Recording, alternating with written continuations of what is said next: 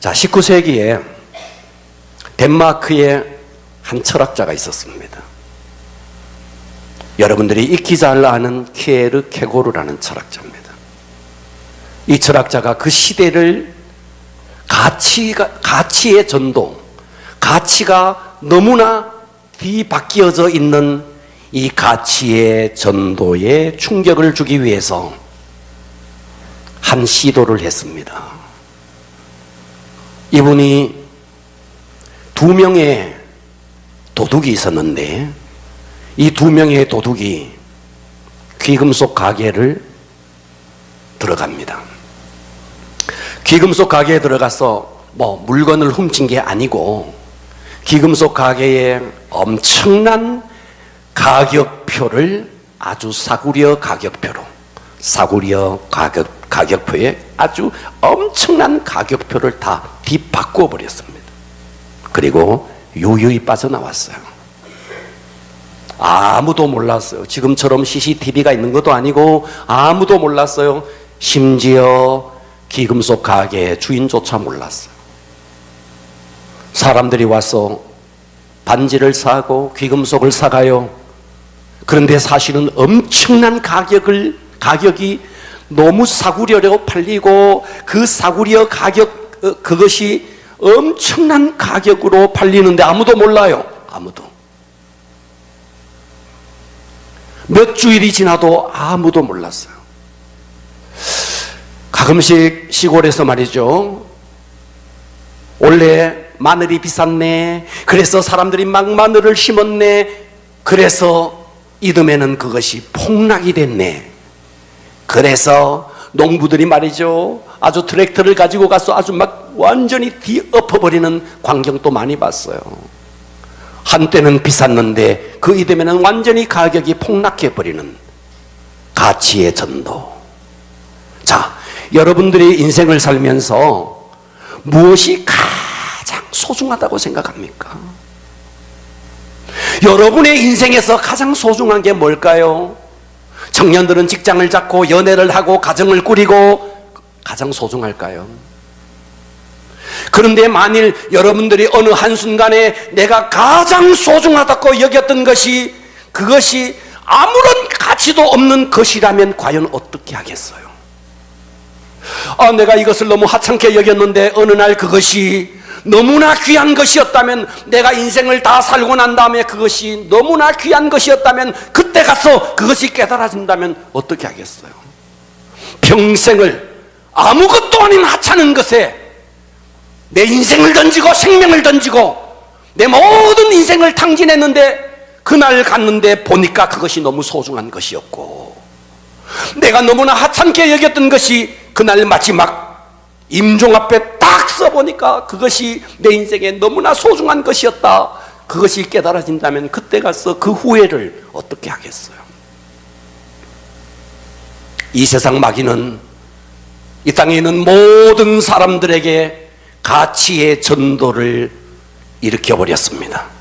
그래서 세상 사람들은 이것이 소중한지 이것이 가치 있는지를 몰라요. 그리고 거기에 인생을 던지고 목숨을 던지고 아예 생명을 던지고 인생을 다 탕진합니다. 돈이 이것이 가치 있는 것인가? 명예가 가치 있는 것인가? 권세가 가치 있는 것인가? 그래서 거기 인생을 던져버려요. 그리고 너무나 소중한 가치 있는 것에 그것을 하찮게, 이게 다 누구의 작전이냐? 사탄, 마귀의 작전입니다. 사람들은 여기에 속고 있는 거예요. 그래서 너무나 가치 있는 것들을 하찮게 여기고 살아갑니다. 만일 이 땅에 우리가 살아가면서 가치의 전도가 사탄에 의해서 이루어지지 않았다면, 정말 이 세상을 살아가면서 무엇이 가장 소중한 것인가? 이것을 만일 깨달았다면 이 세상의 인류 가운데 단 한 사람도 예수 안 믿을 사람이었고, 예수 믿는 사람들 중에서도 목숨 걸고 주의 일을 하지 않을 사람 한 사람도 없습니다. 아멘 합시다. 한 사람도 없어요. 근데 사람들은 가치의 전도가 일어나 버린 거예요. 그러니까 예수 믿는 것이 너무 하찮게 여겨지는 거예요. 돈을 버는 것이 너무나 가치 있게 여겨지는 거예요. 권세를 위해서, 명예를 위해서 사는 것이 가치 있는 것이고, 예수님을 위해서 사는 것은 너무나 하찮은 것으로 여겨지는 거예요. 누가 이 가치의 전도를 이루었느냐? 사탄이 그렇게 했다는 거예요. 아멘 합시다. 할렐루야. 4년마다 올림픽이 열리고 4년마다 월드컵이 열립니다. 가끔씩 우리가 올림픽이 열렸을 때 각국의 대표자들이 말이죠, 금메달을 목표로 해서 부단히 4년 동안 정말 피눈물을 흘리면서, 땀방울을 흘리면서 연습을 거듭해요. 그래서 금메달을 따요. 국위를 선양해요. 그래서 태극기를 울려요. 그래서 그를 지켜보는 모든 사람들에게 감동을 주기도 해요. 여러분, 그 면류관, 그 금메달 썩어지고 없어질 겁니다. 그 썩어지고 없어질 그 금메달을 위해서도 그토록 아주 목숨을 던져가면서 그렇게 하는데, 저와 여러분이 누구예요? 우리는 4년 만에 한 번 열리는 올림픽이 아니에요. 우리는 영원한 나라, 그 나라를 대표하는 올림픽 주자봐도 그것보다도 더 훨씬 더 가치 있는 하늘나라의 주자라는 거예요. 할렐루야. 그런데 여러분들은 과연 올림픽에서 그 국위 선양을 위해서, 그 금메달을 위해서도 그토록 땀방울을 흘리는데, 우리가 언젠가 그 나라에 갔을 때 하나님께서 우리에게 주실 그 면류관을 위해서 여러분은 과연 얼마나 인생을 던지고 있습니까? 돌아보십시오. 여러분, 이 세상에 어느 나라가 있어서 영원합니까? 그 옛날 바벨론이 영원했습니까? 바벨론 다음에 메데바사가 영원했습니까? 더 이상 정복할 것이 없어서 울었다는 그 알렉산더가 이루었던 그리스, 헬라가 영원했습니까? 로마가 영원했습니까? 이 땅에 어느 나라가 있어서 영원합니까? 이 땅은 다 사라지고 없어지고 소멸되어지고, 어느 나라가 있어서 영원합니까? 느부갓네살 왕이 꾸었던 꿈, 거기서 사람의 손에 의하지 않고 날아왔던 그 돌, 바로 그 돌은 예수 그리스도에 의해서 이루어지는 하나님의 나라입니다. 그 하나님의 나라만이 영원한 것입니다. 그 나라만이 영원한 것입니다. 그런데 그 영원한 하나님의 나라를 위해서 과연 여러분들은 어떻게 살아가고 있습니까? 성경은 이렇게 말했어요. 이 세상도 그 정력도 다 사라지고 마는 것이다. 세월이 빠르지 않아요? 벌써 6월이래요. 눈 깜빡할 사이에 벌써 절반이라는 세월이 여러분은 천천히 흐르는군요. 50대를 살아가는 저는 숨이 가빠요. 너무 빠르게 흐르는 거예요. 너무 빠르게. 60대가 되면 어떻게 할까 싶어요. 70대가 되면 어떻게 할까 싶어요. 세월이 이렇게 잔인하게 흘러가는데, 이렇게 정말 화살처럼 정말 세월이 흘러가는데, 여러분은 과연 어떻게 사세요? 어떻게 하루하루 어떻게 사세요? 우리 정말 영원한 나라를 위해서 한번 내 인생 한번 던져봐야 되지 않겠습니까? 여러분, 과학이 아무리 발달돼도 여러분, 이 과학은요, 피 한 방울을 만들어내지 못해요. 인간이 피를 만들었네. 만든 피를 사람의 몸에 수혈하는 순간 죽어버려요. 아십니까? 여러분, 인간은요, 바닷물 한 방울을 만들어내지 못해요. 있는 소금을 가지고 바닷물을 만들었는데, 바닷속에 사는 물고기를 인간이 만든 그 바닷물 속에 집어넣더니 넣는 순간 죽어버려요. 피 한 방울, 바닷물 한 방울, 아무리 과학이 발달돼도 만들 수 없는 인간의 한계. 할렐루야. 하나님만이 영원한 것입니다. 우리는 이 사실을 깨달으셔야 됩니다. 그렇다면 내가 남은 세계를 어떻게 살아야 하는가? 그분을 위해서 사는 것, 하나님의 나라를 위해서 사는 것, 이것만이 영원한 것입니다. 여러분이 직장을 다니지 마라, 돈 벌지 마라는 말이 아니에요. 그것과 하나님의 나라가 연결돼야 되는 것입니다. 오늘 여러분들에게 특별한 예배가 되기를 바랍니다. 할렐루야. 오늘 본문의 이야기를, 이 배경을 보면 이렇습니다. 당시에 제사장은 엘리였습니다. 누구였다고요? 엘리였습니다. 그때 이스라엘이 있고 주변에 많은 나라들이 있었는데 그 중에 가장 강대국이 블레셋이었습니다. 블레셋. 이 블레셋이라는 이름에서 지금의 팔레스틴이라는 말이 나왔습니다. 블레셋이라는 나라가 가장 강했습니다. 그런데 이 블레셋이라는 나라가 번번이 이스라엘을 쳐들어오는 거예요. 전쟁을 걸어오는 거예요.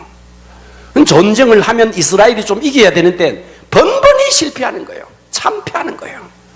그래서 이스라엘 백성들이 모여서 회의를 했어요. 어떻게 할까 궁리를 했어요. 그래서 궁리를 하다가 어떻게 했느냐, 하나님의 임재의 상징인 법궤를 앞세우고 나가자. 법궤를 앞세우고, 그래서 법궤를 앞세우고 전쟁터에 나갔네. 이들은 알아요. 역사를 통해서 법궤를 앞세우니까 요단강이 갈라진 것을, 법궤를 앞세우면 여리고가 무너진 것을 그들은 알고 있었어요. 그래서 법궤를 앞세우고 전쟁터에 나갔네. 그런데 웬걸 법궤도 빼앗기고 그 전쟁 속에 나갔던 그 엘리의 두 아들 홈니와 비느하스도 전쟁 속에서 죽게 되고, 이 사실을 듣게 되던 엘리 제사장도 의자에서 넘어져서 죽게 되고, 지금 이스라엘의 상황이 전쟁 속에 날마다 전쟁에서 패배하는 것도 억울한데, 아니 아들도 죽고 제사장도 죽고 이와 같은 상황이었습니다. 자, 이와 같은 상황에 이제 블레셋이라는 나라는 다곤이라는 신을 섬기고 있었어요. 그러니까 이 나라는 이제 너무너무 좋아서 자기들이 섬기는 다곤 신에다가 저 이스라엘 백성들이 섬기는 법궤까지 합쳐놓으면 블레셋은 그야말로 얼마나 강한 나라가 될까. 그래서 아스돗이라는 곳에 다곤 신전이 있었는데 그 다곤 신전에다가 다곤 신상 옆에 그들이 빼앗은 법궤를 다곤 신상 옆에 딱 뒀습니다. 이제 우리나라를 침범할 나라는 없다. 우리나라는 세계 최고의 강대국이다. 듣고 계시는 거죠? 할렐루야. 그런데 아침에 일어나 보니까 도대체 어떤 일이 일어났는가? 다곤 신상이 넘어져 있는 거예요. 그리고 팔도 잘리고 목도 잘리고 세상에 이런 일이 있는 거예요. 우와, 도대체 이게 웬일인가? 우리의 신상이 목이 잘리고 팔뚝이 잘린 거예요. 그래서 방백들이 모여서 회의를 합니다. 어찌할까? 옮기자. 가드로 옮깁니다. 가드라는 지역으로 옮깁니다. 그랬더니 거기에는 어떤 일이 일어났는가? 막 독종이 일어나서 수많은 사람들이 막 죽어나갑니다. 큰일 났습니다. 에글론으로 옮겼습니다. 역시 독종이 계속 일어나고 수많은 사람들이 막 죽어나갑니다. 큰일 났어요. 겁에 질린 방백들이 모여서 이 법궤를 돌려보내자. 하나님, 저 이스라엘 백성들에게 있어서 이 법궤는 너무나 귀한 것이지만 우리에게는 재앙덩어리다. 그래서 돌려보내자. 그래서 회의를 합니다. 자, 지금 다곤 신상이 목이 잘리고 팔이 잘리고 지금 수많은 사람들이 독종에 의해서 죽어나가는데, 이것이 정말 저 궤 때문에, 하나님 때문에, 저 이스라엘 백성이 섬기는 저 하나님 때문에 다곤 신상이 무너지고 이렇게 독종이 일어나는 것인가, 아니면 우연히 이렇게 된 것인가? 우리 한번 시험 한번 해보자. 듣고 계시는 거죠? 그래서 어떻게 했는가? 소를 선택했습니다. 뭐를 선택했다고요? 소. 그것도 송아지가 딸린, 갓새끼를 낳은 송아지가 딸린 소. 그것도 한 마리가 아닌 두 마리를 딱 데리고 왔어. 거기다가 수레를 메워서 그 위에다가 법궤를 싣고 약 11km 떨어진 베세메스. 여러분, 11km는 짧은 거리가 아닙니다. 소가 누가 옆에서 고삐를 잡고 이끄는 것도 아니에요. 소 이 두 마리가 그냥 가는 거예요. 그것도 몇 킬로? 11km를.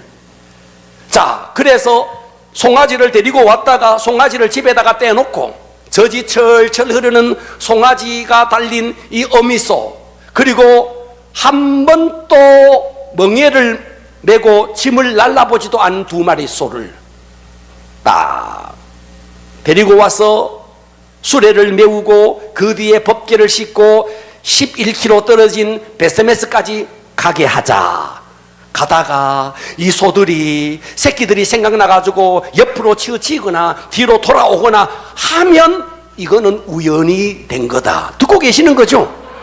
우연이 된 거다. 그런데 곧바로 가면 이거는 하나님이 내린 지향이다. 그러니까 이 방백들은 우연일이 되기를 간절히 소망하고 이거는 100이면 100, 1000이면 1000, 우연일 수밖에 없는 모든 상황을 만들어 놓고 이 소를 출발을 시키고, 그리고 그 뒤에 이 방백들이 끝까지 따라가 보는 거예요. 네. 자, 얼마 전에 제가 신문에 났는 이야기인데, 여러분, 짐승은요 본능에 의해서 모성애가 대단합니다.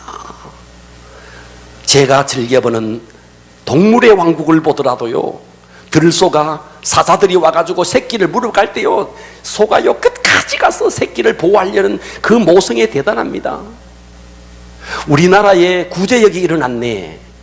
구제역이 일어났는데, 그래서 어떻게 했느냐, 소들이요 수백 마리 수천 마리를 죽여야만 됐어요. 그래서 그냥 죽이는 것이 너무 안타까워서 나라에서 어떻게 시켰느냐 하면, 바로 죽일 수 있도록 마취 주사를 통해서 죽게 만드는, 그걸 뭐라 그래요? 안락사를 시키자. 그렇게 결정했어요. 실제로 우리나라에서 있었던 일이에요. 그래서 안락사를 시키기 위해서 주사를 소에다가 딱 투여를 하면, 액을 투여하면 빠르면 10초 안에 그냥 넘어가요. 주사 바늘을 꼽아놨는데 그냥 넘어져 버려요. 얼마나 강한지. 아무리 소가 튼튼해도 1분을 못 넘기는 거예요. 그런데 저 충청도 어느 지역에서 안락사를 시켜서 이 소에다가 바늘을 팍 꼽아서 쭉 짜였는데 송아지가 와가지고 그 어미소에게 젖을 빨아먹는 거예요. 송아지가 와서. 모든 소가 10초에서 1분이면 다 죽어. 그런데 송아지가 와서 어미소에게 젖을 빠는 순간에 이 어미소가 서서 다리를 떨면서 바들바들 떨면서 끝까지 견디는 거예요. 송아지가 어미소의 젖꼭지를서 입이 딱 떼는 순간 팍 넘어졌는데, 시간을 재보니까 3분이 넘어갔어요. 3분이 넘었어요. 3분이. 이게 소의 모성이에요. 이게 짐승의 모성이에요. 할렐루야. 이렇게 짐승도 이렇게 모성이가 있었다는 거예요. 예. 그러니까 이 소가 송아지를 떼놓고 11km나 되는 베세메스까지 간다는 것은 가능한 일이 아니라는 거예요. 이해되시죠?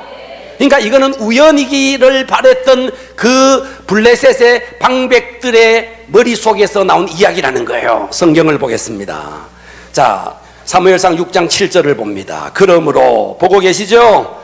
새 수레를 하나 만들고 멍에를 메어보지 아니하는 젖나는 소 몇 마리, 과격하게 몇 마리, 한 마리도 아니고 두 마리를 끌어다가 소의 수레를 메우고 그 송아지는 떼어서 집으로 돌려보내고, 그죠? 예.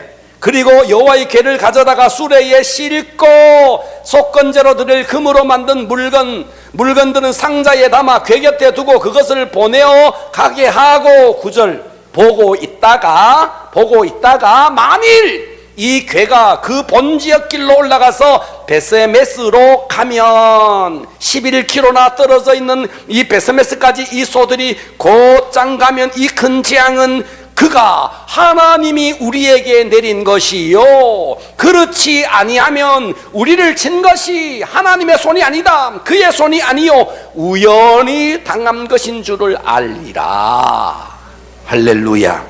소의 모성애, 짐승의 모성애, 이것을 통해서 100% 우연이기를 기대하면서, 그렇다면 이 재앙은 저 하나님이 내린 재앙이 아니다, 다곤 신상의 머리가 부러지고 다곤 신상의 팔이 분질러진 것은 이거는 우연이 된 것이다, 에글론에, 가드에, 아스도스에 이렇게 독종이 일어난 것은 하나님이 한 것이 아니고 우연이 된 것이다, 이것을 흑백을 가리기 위해서 그들은 이렇게 했다는 거예요.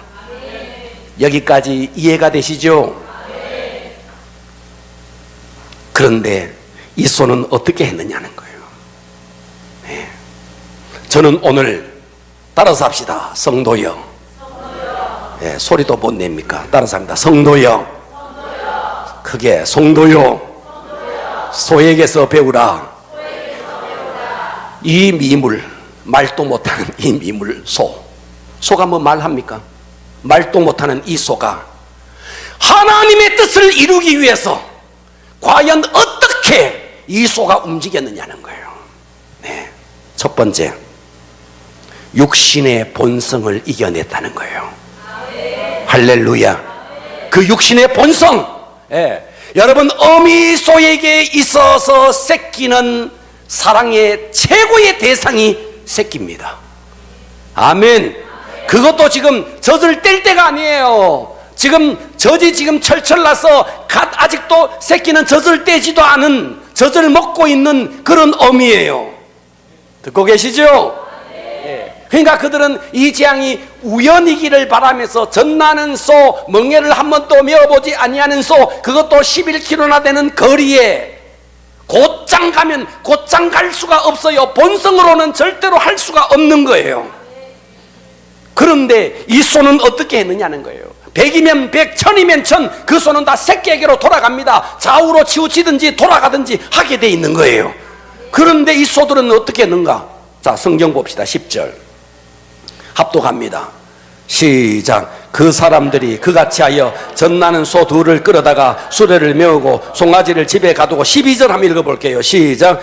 암소가 베스메스 길로 바로 행하여 대로로 가며 갈 때에 울고 좌우로 치우치지 아니하였고 블레셋 방백들은 베스메스 경계선까지 따라가. 여러분, 소가 좌우로 치우쳤다 안 치우쳤다? 뒤로 돌아갔다 안 돌아갔다? 안 돌아갔다는 거야. 안 돌아갔다는 거야. 이 말 못하는 짐승도 안 돌아갔다는 거예요. 옆을 쳐다보지도 않았다는 거예요. 그 모성애 때문에 울고 불며 갔지만 좌우로도 치우치지 않고 뒤로도 돌아보지 않았다는 거예요. 왜? 나를 통해서 이루어야 할 하나님의 뜻이 있기 때문에 그랬다는 거예요. 말 못하는 짐승도 그랬다는 거예요.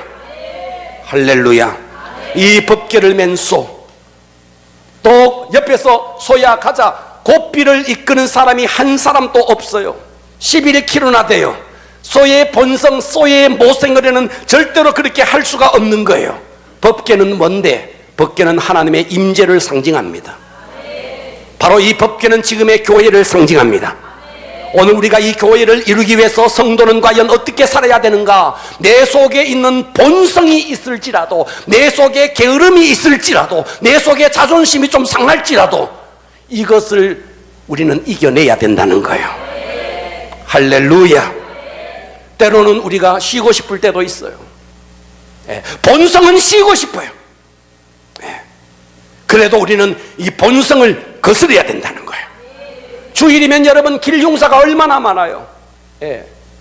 왜 결혼식은 다 주일날 하는지, 길 흉사가 왜 그렇게 주일날 많은지, 우리가 세상의 어떤 관습을 따라서 간다면 우리 주일 지킬 사람 많지 않습니다. 이거 우리는 이겨내야 된다는 거예요. 할렐루야. 이거 이겨내야 되는 겁니다. 그리고 여기서 우리는 주목해야 될 것이 있습니다. 블레셋 사람들이 어떻게 하는가? 이 소가 똑바로 가나 옆으로 가나 끝까지 따라가면서 지켜보고 있다는 거예요. 여러분, 우리의 신앙생활에 위기 옵니다. 여러분, 우리의 신앙생활에 갈등 옵니다. 그때 나를 지켜보는 사람이 있다는 것을 명심하셔야 됩니다.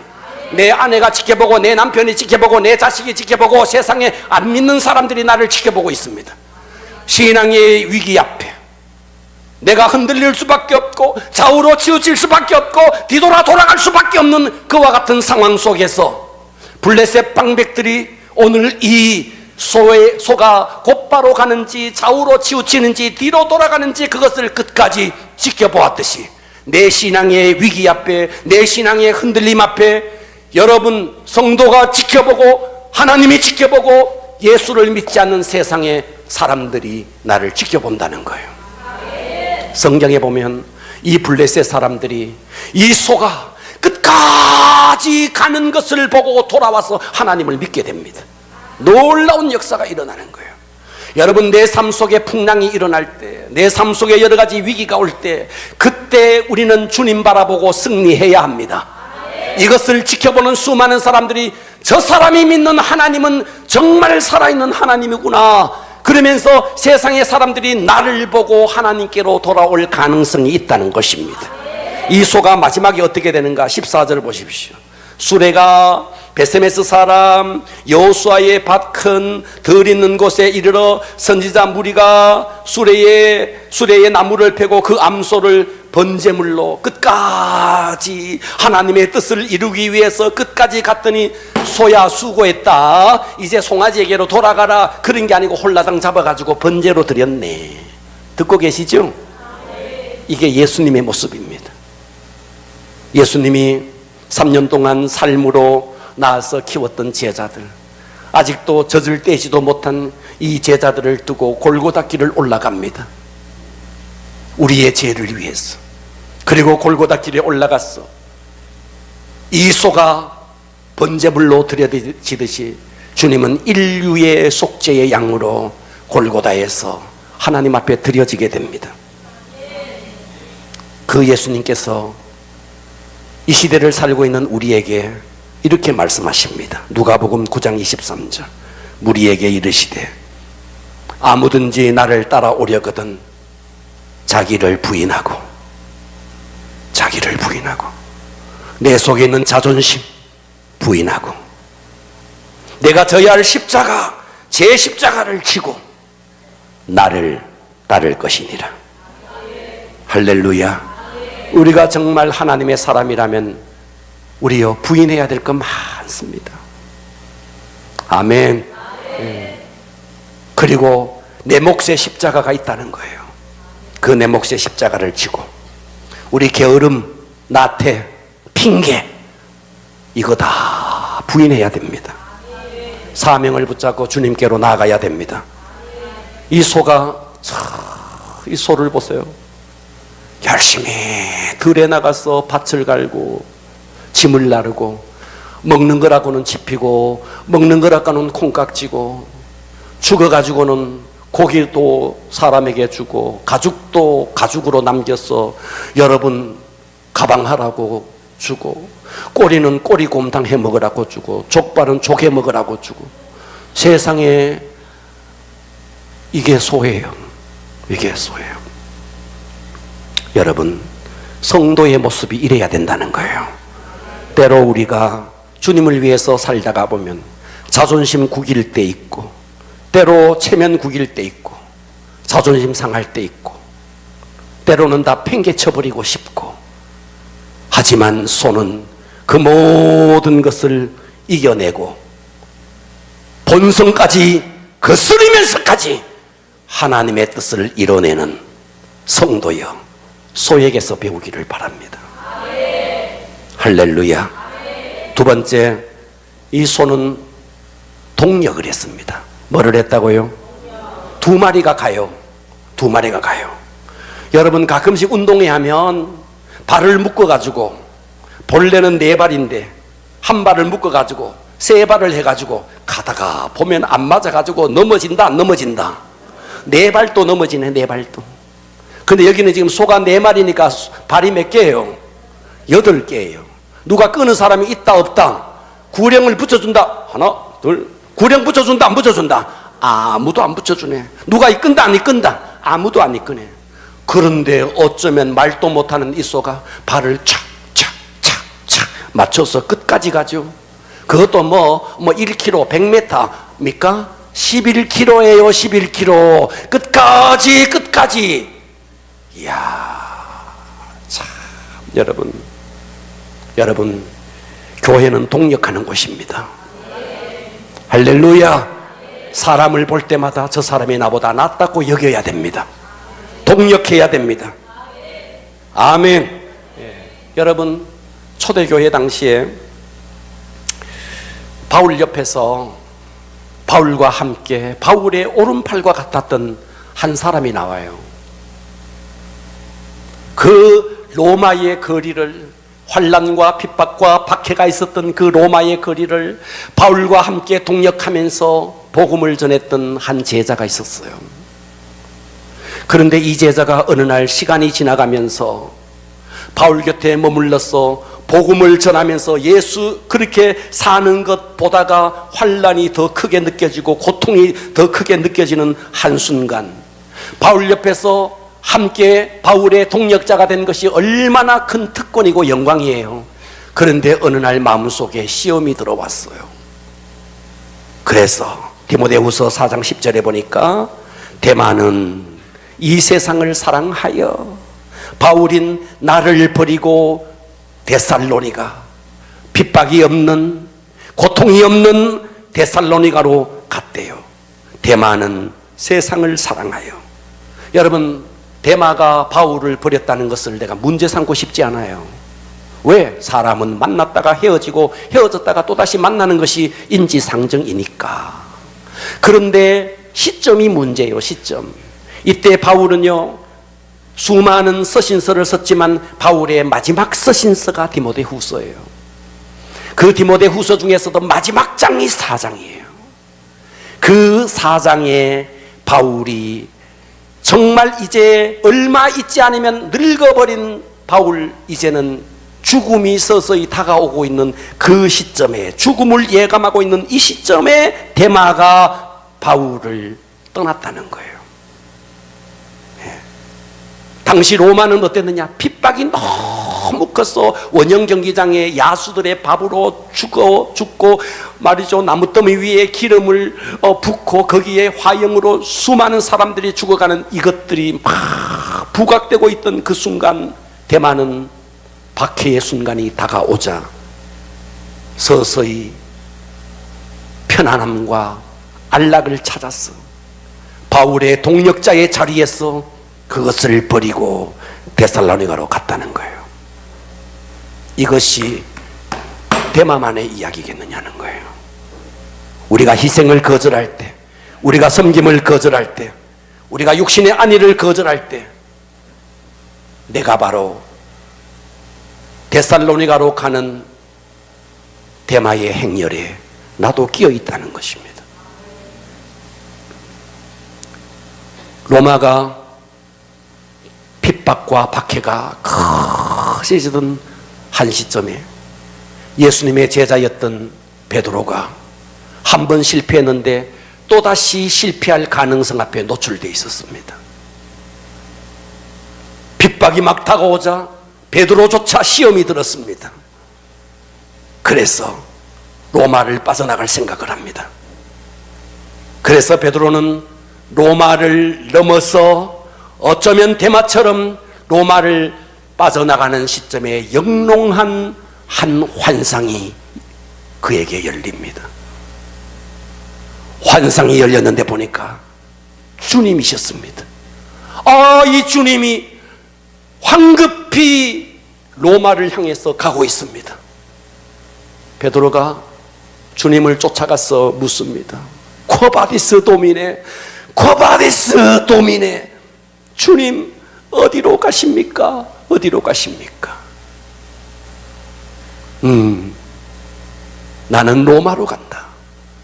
네가 버리고 떠난 저 로마의 영혼들을 위해서 내가 간다. 베드로에게 이 환상이 열려버렸어요. 그때 베드로는 그 환상 속에 충격을 받고, 주님, 아니 됩니다. 제가 가겠습니다. 제가 로마로 다시 돌아가겠습니다. 핍박이 오든 고통이 오든 내가 로마로 다시 돌아가겠습니다. 할렐루야. 그 로마로 다시 돌아갔어.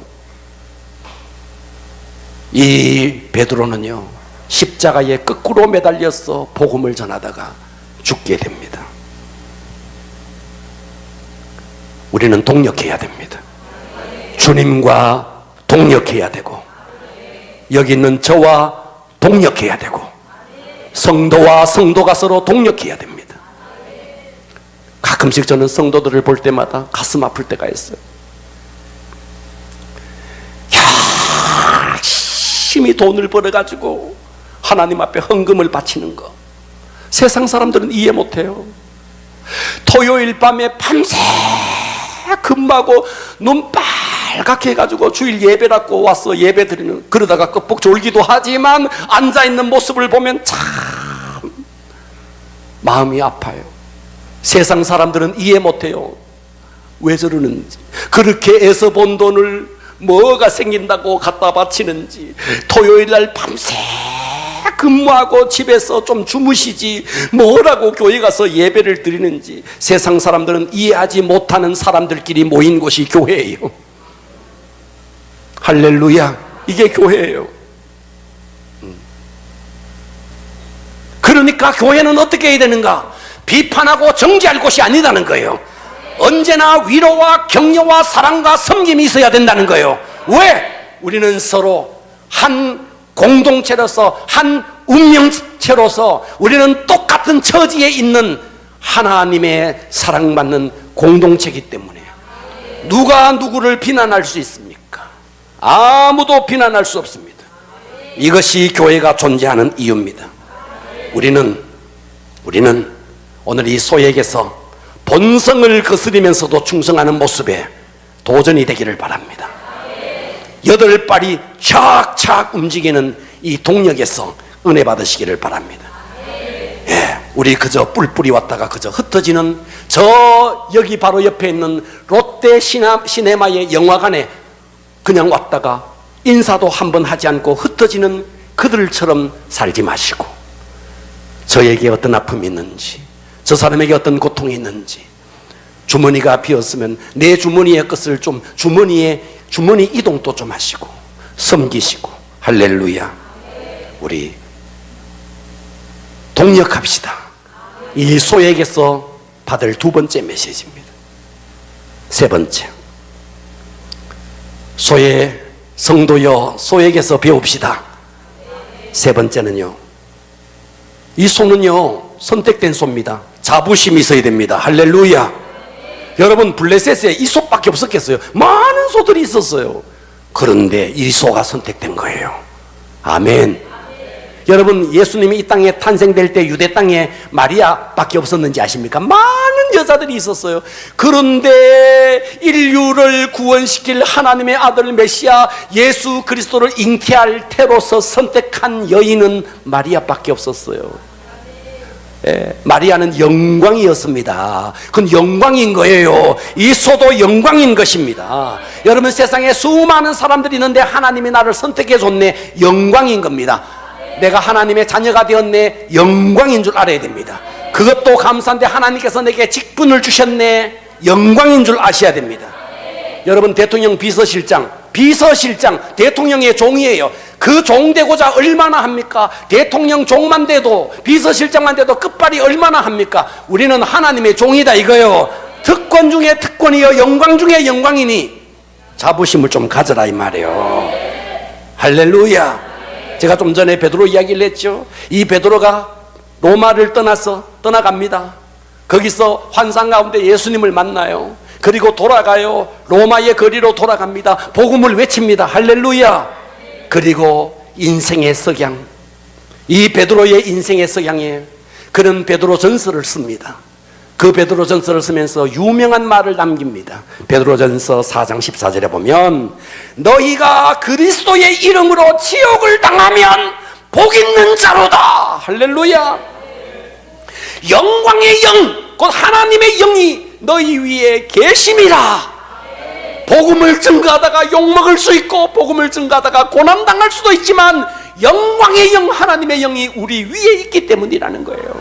이것을 지금 베드로가 증언하고 있는 것입니다. 우리 모두는 어차피 세상의 멍에를 지고 살아갑니다. 직장의 멍에, 가정의 멍에. 그러나 그 중에서 최고의 멍에는 주님께서 우리에게 맡겨주신 사명의 멍에입니다. 할렐루야. 여러분에게 맡겨진 직분 소홀하게 여기지 마시고, 하나님께서 이 땅에 짐승들을 창조할 때 보니까 사자는 말이죠, 이빨이 아주 사납고 발톱도 사납고 말은 말이죠 달리기라도 잘하고 말이죠 다리도 길고. 그런데 이 새라는 게 말이죠 보니까 불이라고 생긴 게 뭐 날카롭지도 않고 발톱이라고 생긴 게 날카롭지도 않고 다리라고 생긴 게, 그래서 새다리라는 말이 나온 거죠. 다리라고 생긴 게 쇠다리죠. 그야말로 뭐 공격용 무기도 하나도 없고 덩어리에만 크다란 집만 달려. 그래서 새가 하나님 앞에 가서 외쳤다는 거 아니에요. 하나님, 하나님, 저 짐승들은 다리도 길고 다리도 튼튼하고 이빨도 그렇고 다, 저는 뭡니까 이게? 뭡니까 이게? 다리라고는 진짜 새 다리고 불이라고는 새 불이고 덩어리에는 왜 이딸 만한 짐이 있습니까? 아시죠? 하나님께서 뭐라고 하신지. 새야, 그건 너의 짐이 아니야. 날개야, 날아봐. 여러분에게 드리워져 있는 직분은요, 짐이 아닙니다. 새의 날개인 것입니다. 이것을 가지고 창공을 훨훨 날아라고 하나님께서 우리에게 주신 날개라는 거예요. 절대로 우리는 직분을 부담스럽게 여기지 말아야 합니다. 하나님은요, 감당하는 자에게 반드시 갚아주시는 분입니다. 아브라함 보세요. 하나님을 위해서 아들을 바쳤네. 민족의 아버지가 됩니다. 그렇습니까? 모세는 말이죠, 공주의 아들의 자리를 버려버렸네. 어떻게 됩니까? 40년 동안 민족의 지도자가 되는 것입니다. 버리는 자에게 하나님은 결코 그냥 두지 아니하시고 정말 하늘의 영광으로, 하늘의 축복으로 갚아주시는 것입니다. 이 땅의 행복이 뭐예요? 소유에 많고 적음의 행복이 아닙니다. 물질이 많고 명예가 있고 이거 행복 아닙니다. 우리 남은 때 주의 영광을 위해서 더 이상 방황하지 마시고 녹이 슬어서 못 쓰는 인생 되지 마시고 하나님의 손에 붙잡혀서 쓰임받는 여러분이 되기를 축복합니다. 기도하겠습니다.